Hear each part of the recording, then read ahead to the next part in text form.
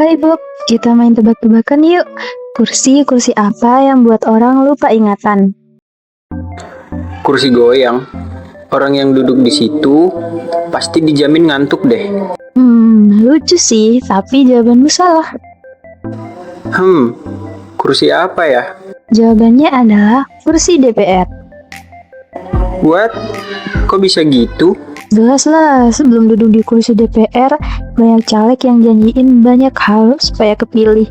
Tapi setelah merasakan kursinya, bentar aja, mereka bakal lupa tuh sama janji-janjinya yang dulu. Bener juga.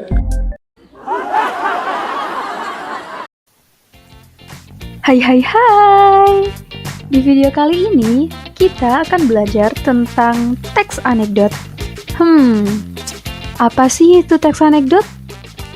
Yuk kita cari tahu bareng-bareng. Jadi, teks anekdot adalah cerita yang berkembang di masyarakat yang bersifat lucu dan bersifat fakta. Isinya berupa sindiran atau kritik untuk orang penting, kayak pejabat contohnya. Nah, di era digitalisasi kayak sekarang, teks anekdot bisa kamu temui di meme atau video-video pendek yang lucu. Jadi, apa semua cerita lucu itu adalah teks anekdot? Eits, belum tentu. Buat tahu cerita lucu itu teks anekdot atau bukan, kamu harus tahu dulu nih ciri-ciri teks anekdot itu apa aja. So, ini dia ciri-cirinya. Yang pertama, bersifat lucu dan menggelitik. Yang kedua, bersifat menyindir atau roasting. Yang ketiga, bisa berdasarkan pengalaman pribadi atau tokoh. Yang keempat, isinya hampir sama, menyerupai seperti dongeng. Yang kelima, menceritakan persamaan tentang karakter hewan dan manusia. Kayak cowok itu divisualisasikan dengan buaya karena sifatnya yang gak setia.